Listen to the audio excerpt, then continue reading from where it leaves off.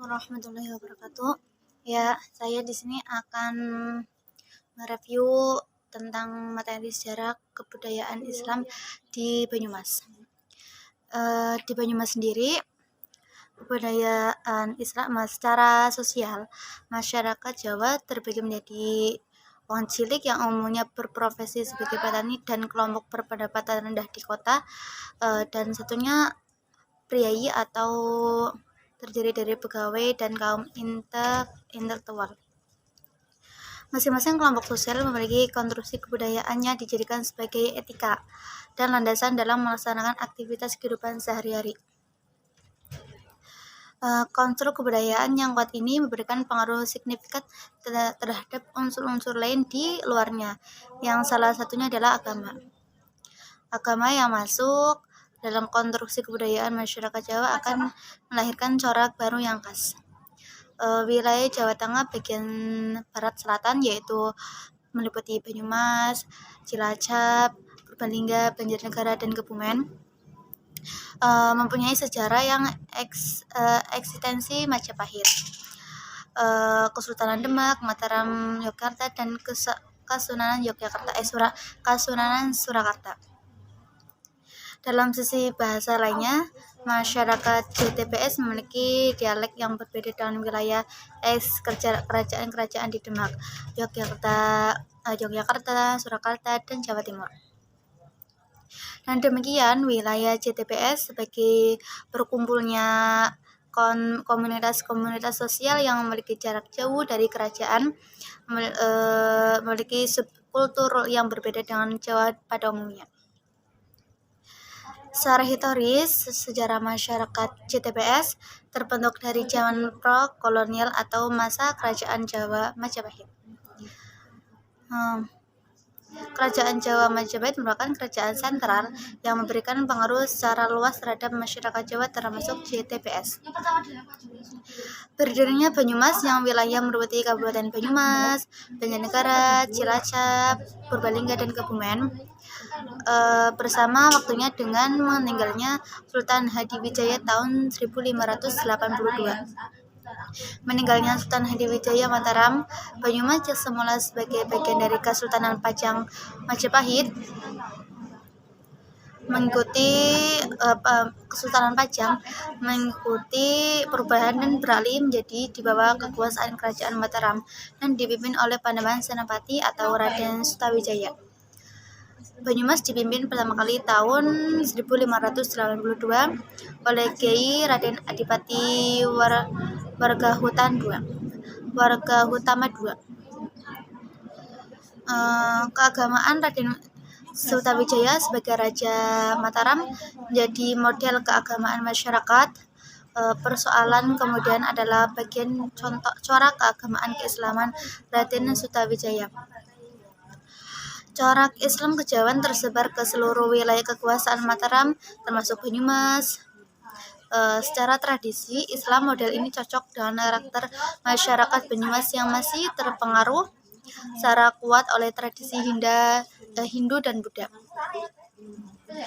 dan tradisi agama-agama lokal seperti kejawen. Islam kejawen merupakan bentuk pertemuan antara Islam dan budaya Jawa. Melalui pendekatan sufistik. Pendekatan ini relatif menepikan unsur-unsur teknis dari agama seperti syariat atau fikih, melainkan lebih kepada orientasi substantif dari keagamaan. Implikasi teknisnya adalah pada masa awal Islam kejawen ala Mataram tidak merubah praktik-praktik keagamaan secara mendasar. Praktik misalnya bakar dupa atau membuat sesaji pada ritual keagamaan masih berjalan dan tidak dilarang. Dengan narasi di atas, interaksi kebudayaan dan masyarakat Banyumas dengan agama, terutama Islam, memberikan corak yang berbeda dengan Jawa pada umumnya.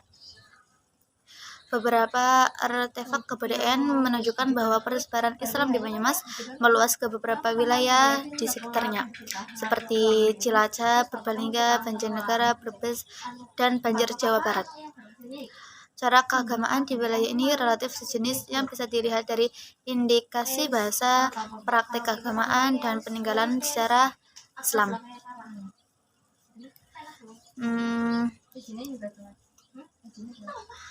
Penelitian ini memiliki 4 ruang lingkup utama, yaitu pertama, lingkup masyarakat Jawa Tengah bagian selatan atau JTBS, pra-Islam. Secara historis, sebelum Islam masuk, Jawa Tengah bagian barat selatan berada pada wilayah dua kekuasaan, yaitu Pajajaran di sebelah barat dan Majapahit di wilayah timur. Jarak yang relatif dari dua kerajaan tersebut berdampak terhadap rendahnya determinasi terutama dari sisi sosial, ekonomi, dan budaya terhadap wilayah JTBS. Masyarakat di wilayah JTBS berkembang relatif mandiri dan tidak mengindak pada budaya kerajaan. Setelah runtuhnya Majapahit, kekuasaan politik beralih kepada kekuasaan Islam Demak, Pajang, dan Mataram. Faktor sosiohistoris pemerintah kerajaan atau Kesultanan Islam terutama Mataram sangat berdampak dan memberikan pengaruh kepada masyarakat Banyumasan atau JTBS dalam beragama. Kedua, yaitu berada awal masuk Islam JTBS, pengaruh agama Buddha yang tanpa kasta dan relatif egalitarian berdampak secara signifikan. Dampak ini melalui terhadap corak keislaman masyarakat JTBS. Corak awal Islam JTBS berbeda dengan Jawa pada umumnya. Corak ini berkolaborasi dan kekuasaan JTBS yang umumnya agaris memberi corak keagamaan yang akomodatif atau menyesuaikan dengan ritme kehidupan petani. Ketiga, perkembangan masyarakat JTBS yang berlangsung cepat berdampak terhadap dinamika sosial, terutama karena arus mobilitas antar penduduk dan perkembangan generasi baru masyarakat JTBS. Masyarakat JTBS generasi baru ini mengalami ambigus terutama terkait dengan jati dirinya. Arus utama kebudayaan Jawa adalah Wetan, yang memiliki keterkaitan langsung dengan budaya keraton. Sementara JTBS dianggap sebagai subkultur Jawa atau bahkan sering dinilai sebagai bentuk anomali budaya Jawa. Konstruksi budaya ini relatif masif sehingga berdampak terhadap pembentukan jati diri generasi baru JTBS. Keempat, perkembangan Islam pada masa teknologi informasi dengan indikator utama perkembangan varian-varian Islam yang berorientasi fundamentalisme atau liberalisme. Dua kutub varian Islam ini berkembang di seluruh komunitas Islam, termasuk di JTBS. Watak egaliter dan terbuka masyarakat kemungkinan keduanya berkembang. Dinamika pertumbuhan berbagai kutub varian Islam jadi corak baru pada masyarakat JTBS saat ini.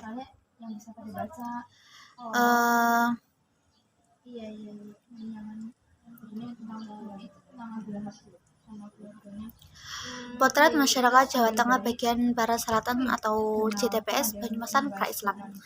Kehidupan sosial pertama yaitu kehidupan sosial politik. Dalam babat Wirasaba diceritakan mengenai asal-usul Joko Katuha atau Raden Pakuwon, Adipati Wirahudaya yang saat itu menjadi Adipati 1 di Kadipaten Wirasaba 1 pada abad ke-15. Pada saat itu, wilayah Kadipaten Wirasaba 1 merupakan bagian dari Kertabumi Brawijaya 5. Kadipaten Wirasaba 1 di bawah pimpinan Adipati Wirahudaya adalah kadipaten yang tentram dan makmur. Bahkan pada masa kepemimpinan Adipati Anom Wirautama, wilayah Kadipaten Wirasaba 1 mencapai Gunung Sindoro Sumbing. Sementara dalam babat Pasir Luhur, Napak Tilas Banyumas bisa dilacak pada zaman Kerajaan Pakun Parahyangan atau Pajajaran di Jawa Barat. Tepat pada masa kepemimpinan Sri Prabu Langgawesi Dewi Niskolo dan putranya Sri Prabu dan dari Sri Prabu Linggawastu inilah lahir 4 putra yang salah satunya keempat menjadi bagian dari cerita Pasir Luhur. Dari keempat putra Sri Prabu Linggawastu, sosok Raden Harya Banyak Catra menjadi identitas penting sebagai alat penghubung silsilah Kadipaten Pasir Luhur dengan kerajaan Pajajaran. Berdasarkan tulisan Van der Meulen, sejarah Banyumasan sebenarnya bisa dikaitkan dengan cerita sejarah Kerajaan Galuh Purba yang didirikan oleh pendatang dari Tanah Kutai melalui pantai Cirebon dan menetap di pedalaman Gunung Slamet, Gunung Cermai, dan lembah Sungai Serayu. Van der Meulen memperkirakan bahwa nama kerajaan Galuh Purba adalah Galuh Sinduala dan beribu kota di daerah Medang Gili. Namun jika dilihat dari luasnya wilayah kekuasaan Galuh Purba, sangat mungkin kerajaan-kerajaan tersebut menjadi bagian dari wilayah kerajaan besar Galuh Purba. Kerajaan-kerajaan tersebut adalah Kerajaan Galuh Rahyang, Kerajaan Galuh Kalangan, Kerajaan Galuh Lalian, Kerajaan Galuh Tanduran, Kerajaan Galuh Komara, Kerajaan Galuh Pataka, Kerajaan Galuh Nagara Tengah, Kerajaan Galuh Imbanegara, Kerajaan Galuh Kalingga. Pada saat Kerajaan Tarumanegara dipimpin oleh Prabu Purnawara, Kerajaan Galuh Purba berpindah dari lereng Gunung Slamet ke Garut Kawali dan jadi bawahan dari Kerajaan Tarumanegara. Dan yang kedua adalah kehidupan ekonomi masyarakat Banyumas pra-Islam. Dari sisi kondisi alam, seluruh daratan di Pulau Jawa dikenal dengan kesuburan tanah dan curah hujannya yang tinggi. Faktor alam inilah yang kemudian membuat masyarakat di Pulau Jawa mampu mengembangkan budidaya pertanian lahan basah dengan ekspedisi hasil pertanian yang unik antara satu daerah dengan daerah yang lain. Pada masa pra-Islam dan kolonialisme, pada masa kolonialisme Eropa masuk ke Pulau Jawa, masyarakat hanya bertumpu pada sungai-sungai sebagai sarana penghubung antara masyarakat di satu daerah dengan daerah lain. Bahkan jauh pendeknya aliran sungai di Pulau Jawa turut membentuk mata rantai kekuasaan yang ada kala itu. Nah, contoh misalnya aliran Sungai Berantas dan Bengawan Solo yang dijadikan sarana penghubung jarak jauh oleh masyarakat. Pada perekonomian masyarakat Jawa sedikit mengalami perkembangan ketika memasuki abad ke-4, di mana kerajaan besar Jawa mulai membuka jalur perdagangan dengan negara-negara di kawasan seperti India dan Cina. Pada masa ini, masyarakat tidak lagi hanya mengandalkan sungai sebagai jalur distribusi perekonomian, tetapi juga laut dengan berbagai dermaga dan pelabuhannya. Profesi masyarakat juga berkembang, tidak lagi hanya menjadi petani, melainkan ada beberapa yang menjadi pedagang, eksportir barang, atau penguasa kapal angkut barang. Di bab 2, Islaminasi di wilayah Jawa Tengah bagian Barat, ada beberapa peran, yaitu 1. Peran Wali Songo. Menurut penemuan Ki Haji Bisri Mustafa, sebagian diuraikan oleh Saifuddin Zuhri, jumlah para wali itu tidak hanya 9, tapi lebih dari itu. Agaknya 9 orang wali itu adalah mereka yang memegang jabatan dalam pemerintahan sebagai pendamping raja atau sesepuh kerajaan di samping peranan mereka sebagai mubali dan guru. Oleh karena mereka memegang jabatan pemerintahan, mereka diberi gelar Sunan, membedakan dari Susuhunan atau Sinuhun. Artinya orang yang dijunjung tinggi, bahkan kadang-kadang disertai dengan sebutan Kanjeng, kebanyakan dari Kang Jumeneng, pangeran atau sebutan lain yang biasa dipakai oleh para raja atau penguasa pemerintah di daerah Jawa. Dalam sejarah Islam tercatat bahwa era kepemimpinan Harun al-Rasyid sering disebut sebagai titik puncak kemajuan peradaban Islam.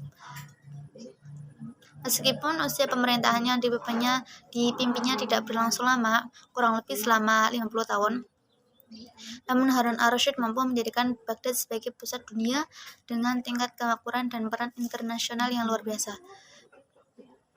Jejak keperkasaan Harun al-Rasyid benar-benar kuat.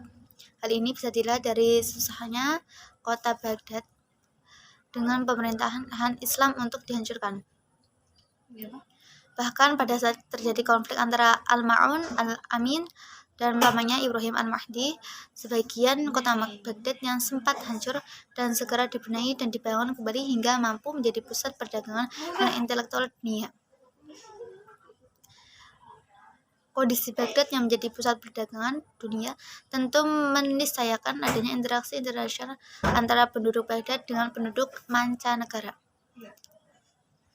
Dari yang semula interaksi tersebut bersifat bisnis perniagaan, bukan tidak mungkin berkembang menjadi interaksi sosial dan budaya. Dalam konteks inilah ajaran Islam semakin dikenal sebagai luas tanpa upaya yang ekspansif secara benar. Sekian, wassalamualaikum warahmatullahi wabarakatuh.